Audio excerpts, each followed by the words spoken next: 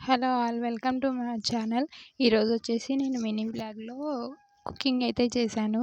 నా కుకింగ్ ఎలా ఉంటుందో ఒకసారి మీకు చూపిద్దామని నేను ఈ వీడియో తీస్తున్నాననమాట. ఈరోజు వచ్చేసి నేను సాంబార్ ప్రిపేర్ చేస్తున్నాననమాట. డైలీ వ్లాగ్‌లో మార్నింగ్ టైంలో సాంబార్ చేస్తున్నాననమాట నేను. దీనికొచ్చేసి ఆనియన్స్, మిర్చి కట్ చేసి అందులో ఆయిల్‌లో ఫ్రై చేస్తున్నాను. దీనికన్నా ముందే మనము కుక్కర్‌లో ఒక 2 గ్లాసెస్ పప్పు నానబెట్టేసుకొని బాగా వాష్ చేసుకొని ఒక 4 విజిల్స్ వచ్చే వరకు మెత్తగా స్మాష్ అయ్యే వరకు పప్పు ఉడికించి పెట్టుకొని దాన్ని మెత్తగా చేసి పెట్టుకోవాలన్నమాట సాఫ్ట్‌గా. అది నేను ముందరనే ప్రిపేర్ చేసి పెట్టుకున్నాను. సో, నెక్స్ట్ స్టెప్స్ నేను చూపిస్తున్నానన్నమాట. ఇదొచ్చేసి ఆనియన్స్, మిర్చి కట్ చేసుకొని అండ్ కరివేపాకు వేసి ఆయిల్‌లో బాగా ఫ్రై చేయాలి. ఫ్రై చేసిన తర్వాత అందులో పసుపు వేసి ఒక half table spoon or 1 spoon పసుపు వేసి బాగా కలుపుకోవాలి. నేను ఇందులో ఇంతకుముందే అంటే దీని తర్వాత ప్రాసెస్‌లో నేను అల్లం పేస్ట్ వేయాల్సింది. అల్లం పేస్ట్ వేసి కలిపి స్మాష్ చేసి అది కూడా పచ్చివాసన పోయే వరకు మనము బాగా కలుపుకోవాలి. నెక్స్ట్ తర్వాతనే ఈ టమాటాస్ వేసుకోవాలి. ఆ క్లిప్పు నేను ఆత్రంలో మిస్ చేశాననమాట. వీడియో చేయడం కొత్త కదా! అందుకే ఆత్రంలో మిస్ అయింది. ఏమనుకోకుండా అల్లం పేస్ట్ వేసుకొని బాగా కలుపుకున్న తర్వాతనే టమాటోస్ యాడ్ చేసుకోండి. అండ్ నెక్స్ట్ టమాటోస్ వేసిన తర్వాత మన దగ్గర ఏ వెజిటేబుల్స్ ఉంటే అవి నాతో ఇప్పుడు వంకాయలు ఉన్నాయని వంకాయలు వేసాను. మీరైతే పొటాటో కానీ అండ్ డ్రమ్ స్టిక్స్ గానీ ఉంటే వేసుకోండి. మునక్కాయలు ఉంటే వేసుకోండి. వేసుకొని బాగా ఇలా కలుపుకోవాలన్నమాట. మనకి టమాటా ఎంత సాఫ్ట్‌గా కుక్ అయితే గ్రేవీ అంత మంచిగా వస్తుంది అండ్ స్మూత్‌నెస్ కూడా వస్తుంది.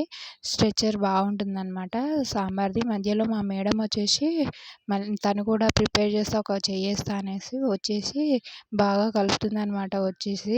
వినదు అసలు చెప్తే. తను కలిపే వరకు వదలదు. మధ్యలో ఆమె హెల్ప్ కావాల్సిందే నాకైతే ఖచ్చితంగా. కలిపేసి వెళ్ళిపోయింది. చేసుకో మళ్ళీ వంట అని చెప్పేసి నాకు. సరే నేనైతే ఇంకా నెక్స్ట్ స్టెప్‌గా అవి టమాటోస్ మెత్తగా అయ్యే వరకు బాగా కలుపుతూనే ఉన్నాననమాట. మామూలుగా అయితే డ్రమ్ స్టిక్స్, వెజిటేబుల్స్ బాగా మనకి ఆయిల్‌లో మిక్సప్ అయ్యి స్ట్రక్చర్ అంటే స్మూత్‌నెస్ వచ్చే వరకు కొంచెం బాగా కలుపుకోవాలనమాట. మెయిన్ మనకి టమాటోస్ ఎంత మెత్తగా అవుతే మనకి సాంబార్ అంత మంచిగా ఉంటుందన్నమాట తినడానికి. అండ్ నేను చెప్పా కదా ఇంతకుముందే పప్పు ముందుగానే మనము ఉడకబెట్టి స్మాష్ చేసి పెట్టుకోవాలి. అండ్ చింతపండు కూడా నానబెట్టుకొని పెట్టుకోవాలి. ఆ వెజిటేబుల్స్ అన్నీ కట్ చేసి వేసేటప్పుడు. నేను ఇక్కడ ఎందుకు అలా స్మాష్ చేస్తున్నా అంటే టమాటోస్ మామూలుగా తొందరగా మెత్తగా అవ్వవు. నాకు అలా అవ్వకుంటే సాంబార్లో మంచిగా అనిపించదు. మనం తినేటప్పుడు మాటికి టమాటోస్ అడ్డం వస్తుంటే మంచిగా అనిపించదు. టమాటోస్ గ్రేవీ కూడా సరిగ్గా రాదు. అందుకు అలా చేశాను.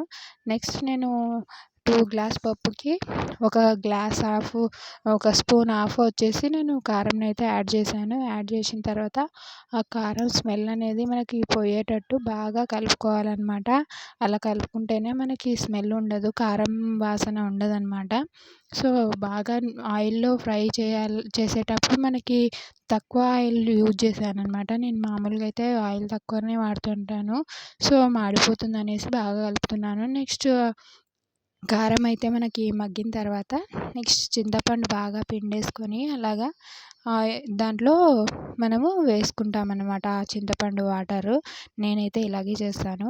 చింతపండు వాటరు వెజిటేబుల్స్ అన్నిటికీ బాగా పడితేనే సాంబార్ అనేది గ్రేవీ అనేది మంచిగా వస్తుందన్నమాట.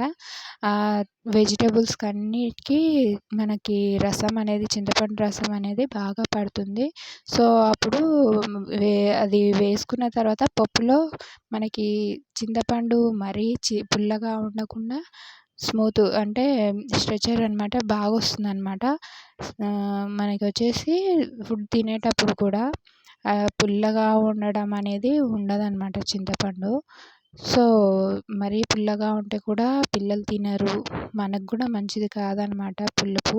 సో, అందుకే తక్కువ క్వాంటిటీలోనే చింతపండు నానబెట్టుకొని బాగా అందులో ఉడికించుకోవాలి. కారం వేసిన తర్వాత నేను ఉప్పు ఆల్రెడీ పప్పులో వేసి రుబ్బేశాను. అందుకే నేను ఉప్పు వేసింది చూపియలేదు.